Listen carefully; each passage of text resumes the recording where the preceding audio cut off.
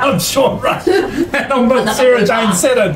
But the person in the hot seat today is a hell of a chap, ex-city council, another survivor of the bonfire, as they called it.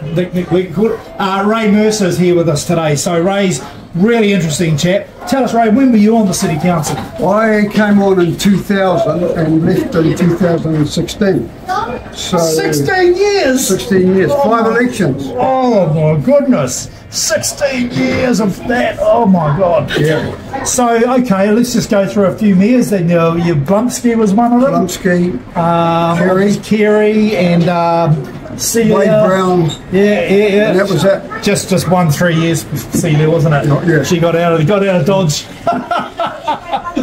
And so, just I suppose we're not here to have a go at anyone in particular, but what would you say would be the highlight of your time on the council, Ray? The highlight was being able to have a majority cooperation with enough councillors and the mayor to get the whole waterfront developed. Wow. From Oriental Bay to the railway station. So you were involved in that? I was on the board. Oh, yeah. I was on the board of it. Secondly was the renting and outfitting of Toi Pōneke, the art centre, down for Wellington artists, down at Abel Smith Street. And thirdly, the sports stadium at Kilburn. They were 3 things I was quite involved with. Well, you know... Oh! Sorry folks, someone just popped by, I just laughed at it. Yeah. We had a bit of trouble with Andy on that, but he eventually came over. I'll come and gate crash for you. Get in there. Typical politician, anything to get in front of the camera, eh? Can't walk past you without doing that. Well, Ray, I mean, that's a really outstanding stuff. Of course, in my time, we got the convention centre done, and we built a cycleway. So yeah.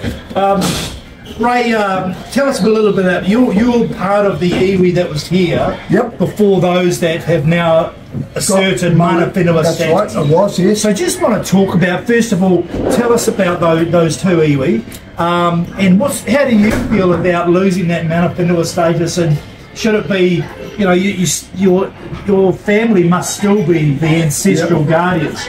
Well, what I can tell you, so the 2 iwi are Waipara and Ngāti Ira, and they were here for many decades prior to 1800. Yeah. What happened to them, essentially, as other iwi started to move in, and also the first Pākehā settlers were arriving, they saw the writing on the wall, and so they left. Okay. And they went round to Cape Palliser, and they merged in with the Ngāti Kahungunu people around Pirinor, what we now call Masterton, Greytown.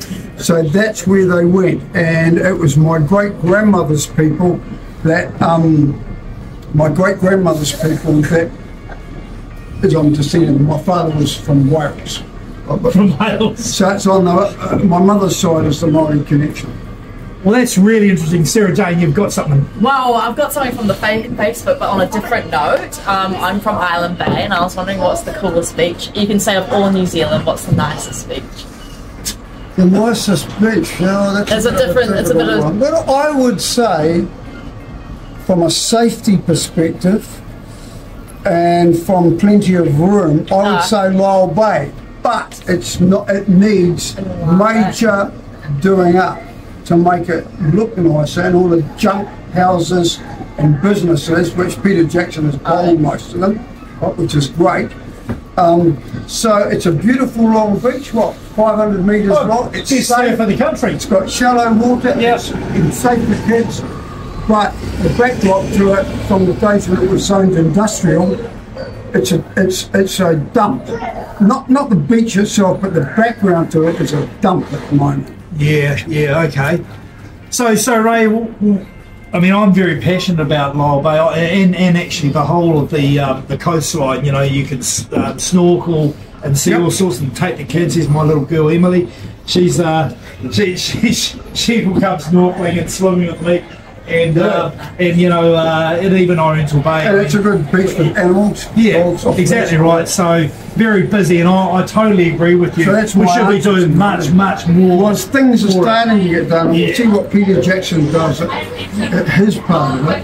But without getting into too much detail, the western end of it, from about the middle down to Maranui, there's junkie houses, there's derelict places that are abandoned, there's businesses, there's graffiti everywhere. We've got Hotapara Park going in that's good. at the other end. That's good. So I think that's still made it into the long-term plan.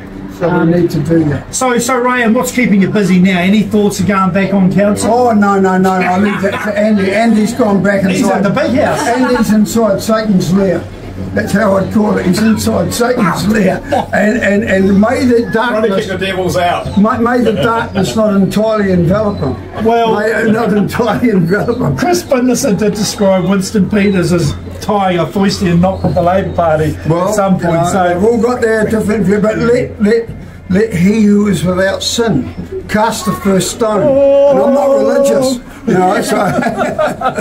Okay, Ray. Well, thanks so much for coming. It was very, very wonderful to meet you at last, because I heard an awful lot about you when I was on council, and I have been trying to reach out to you at some stages. So thanks very much for coming on Hotline, being the hot guy in the hot seat with the hot hat. And I'm Sean Russian with Sarah Jane Seddon. That's it for Hotline. With Ray Mercer. Cheers. I've got another question real quick from the camera. Where did you get your scarf from? Op shop. Op shop. There you go. And your favourite? Where's your favourite shopping centre in wherever?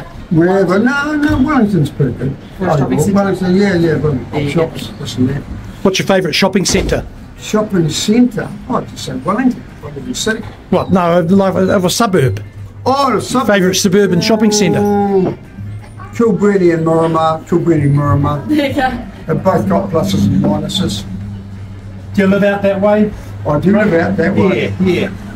That's where you want to go. I don't know if I can continue to live there with the rates this council's just set. Yeah, how's it gone up? I know, it's outrageous. Got a nice house in Rosedale, but it just means that the rates. Let me tell you something controversial to finish off. I'm just about to cancel, after a lot of thought, my house and contents insurance. I'm cancelling it. I'm not having it insured. I'm looking at my life, like maybe got, say, 10 years left, let's just say. Yeah, but let's just say, and it's about risk versus reward. It's like driving a car. The most dangerous thing we do, we can die leaving the street.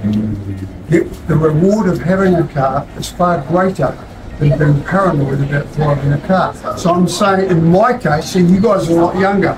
In my case, the house is a great knit. I'm handy. I've got 3 builder mates. I've got an electrician mate. I've got a plumber mate. Unless the house is destroyed, I can handle middling maintenance. All right. Well, there's a bit of risk mitigation. You know what I mean, Andy? I wouldn't do it if I was 30. I do furniture removals. But now at 76, I'm not going to. You're not 76. Yeah, I'm not. It's looking good on it. Looking amazing. If I knew they'd hold it close to that for the next 10 years, I wouldn't be doing this. But it's gone up 900.